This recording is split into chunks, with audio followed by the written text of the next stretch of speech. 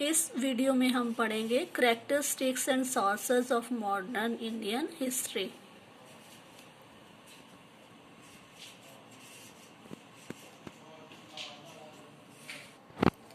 Colonial subjugation through various methods. तो जो Britishers थे उन्होंने अलग अलग तरीक़ों से इंडियंस को दमन किया, उनका दमन किया, दमनकारी नीतियाँ अपनाई, अत्याचारी नीतियाँ अपनाई, जिसमें पॉलिसी ऑफ लैप्स रहा है और सब्सिडी अलायंस है। तो ये जो लोग थे इन्होंने इंडिया की इकॉनमी पे और सोसाइटी पे भी कब्ज़ा किया पूरी तरह से। जो मालिया था इंडिया का, जो भारत की दौलत थी, जो खेतों से टैक्स के रूप में इकट्ठा किया जाता था, वो सब भी अंग्रेज़ों ने शुरू कर दिया इकट्ठा करना। सोसाइटी में बहुत सारी चेंजेस हुई अंग्रेज़ों के कारण। बहुत सारे लोगों को उनका जो मेन ऑक्यूपेशन था, जैसे आर्टिशंस लोग थे, उनको वो छोड़ना पड़ा due to the Britishers policies.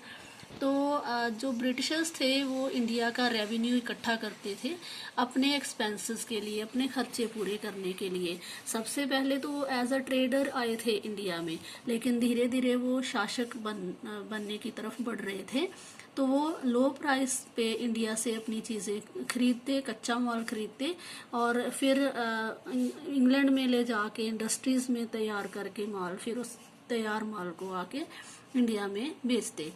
तो दे produced crops they needed for export. तो उन्होंने वही फसलें उगाना लोगों के लिए ज़रूरी किया जो जिसका वो एक्सपोर्ट कर सकते थे। जैसे इंडिगो थी, जैसे नील की खेती थी, तो उसके कारण जो फर्टिलिटी है सोइल की वो ख़त्म हो जाती है क्योंकि उसकी डीप रूट्स होती हैं। लेकिन इसकी बेटर वैल्यू मिल रही थी यूरोप में अंग्रेज़ों को, तो उन्होंने इंडियंस को मजबूर किया वो फसल लगाने के लिए, जबकि उसको खाया नहीं जा सकता, उसको हम घर में संभाल के खाने के लिए नहीं रख सकते। तो राइस जो रहती है वो ज़्यादा ज़रूरी है। लेकिन ब्रिटिश पॉलिसीज़ ऐसी थी कि वो अपनी मर्जी से जो वो चाहते वही फसलें लोगों को उगाने के लिए बोलते। Sources of British Indian history. 250 years की हिस्ट्री अगर हम स्टडी करें तो हिस्टोरियंस जो हैं वो ऑफिशियल रिकॉर्ड्स का यूज़ करते हैं और कॉलोनियल रूलर्स के और उनका एडमिनिस्ट्रेटर्स जो थे, मतलब कि जब अंग्रेज़ हमारे कंट्री के ऊपर शासन कर रहे थे तो तब जो भी कार्रवाई होती है, हर एक डिपार्टमेंट्स होते हैं अलग अलग, ऑफिशियल रिकॉर्ड्स रखा जाता है। जैसे कोई एग्रीकल्चर का डिपार्टमेंट होता है, कोई पेट्रोलियम का डिपार्टमेंट है, तो वहाँ पे क्या पॉलिसीज़ लागू की जाती हैं, किस तरह के फ़ैसले लिए जाते हैं, तो ये सब चीज़ें रखी जाती हैं रिकॉर्ड में। तो वो सब हासिल किया भारतीय हिस्टोरियंस ने अंग्रेज़ों के समय की हिस्ट्री को जानने के लिए। ऑफिशियल रिकॉर्ड्स क्या थे कॉलोनियल इंडिया के? जब इंडिया अधीन राष्ट्र था, अंग्रेज़ों के अधीन था, उनकी कॉलोनी था, तो डिसीज़न जो लिए गए लोग उनके द्वारा, फिर मेमोज जो थे, जैसे जीवनियाँ रहती हैं, प्लान्स उन्होंने क्या बनाए, क्या पॉलिसीज़ थी, नोटिंग्स क्या लेख लिखे गए, कौन तरह से मतलब एग्रीमेंट्स किए गए, समझौते किए गए, सर्वे किए गए, रिपोर्ट्स तैयार की गई और इन्वेस्टिगेशंस, जैसे पुलिस इन्वेस्टिगेशंस रहती है किसी केस में।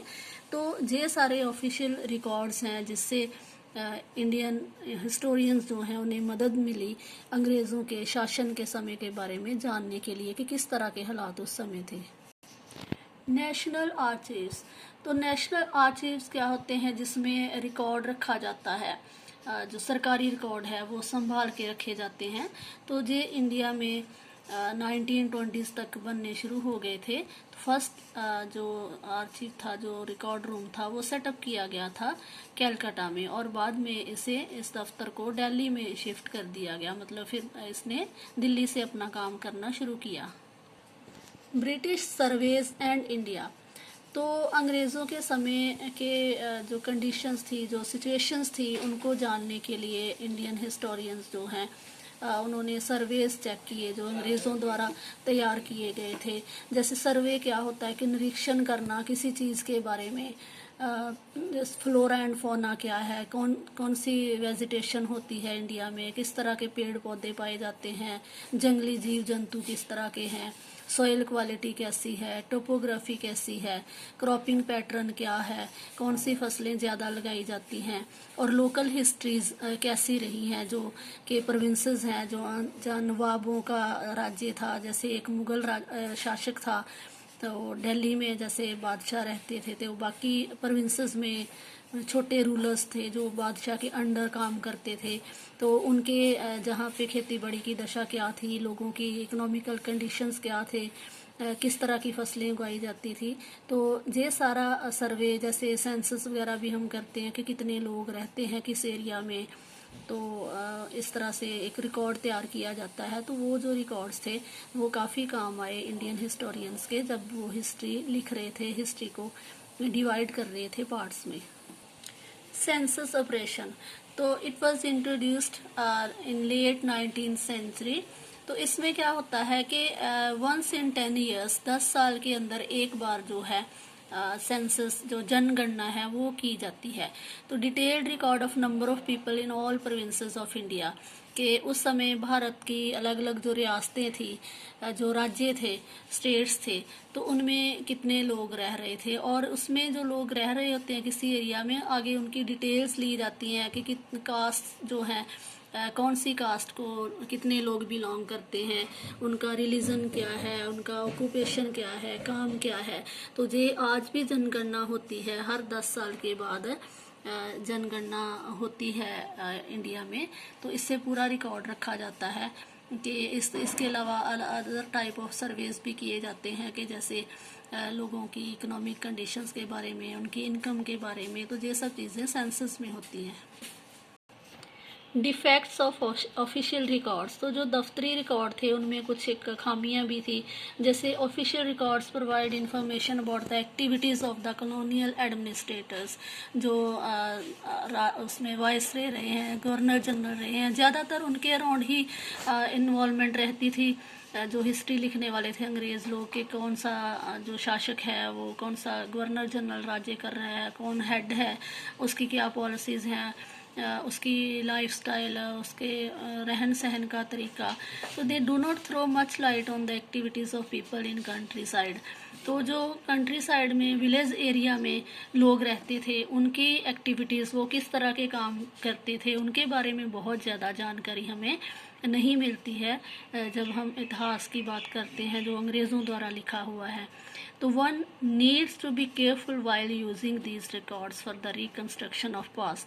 तो अगर हमने पास्ट को रिकन्स्ट्रक्ट करना है, दोबारा से हमने इसके बारे में कुछ जानने की कोशिश करनी है, आगे इतिहास लिखना है, तो बहुत ही ध्यान रखना होगा हमें कि जब भी हम कोई रिकॉर्ड्स का यूज़ कर रहे हैं, तो उसमें सिर्फ यही नहीं है कि उसमें सारा एडमिनिस्ट्रेटर्स की ही हिस्ट्री लिख दी जाए, आसपास क्या हो रहा था और साधारण लोगों का लाइफस्टाइल क्या था, उनके जीवन में कैसी घटनाएं घट रही थी, उनकी इकोनॉमिक कंडीशंस कैसी थी, सोसाइटी किस तरह की थी। तो ये सब चीज़ों का जानना भी बहुत ज़रूरी होता है।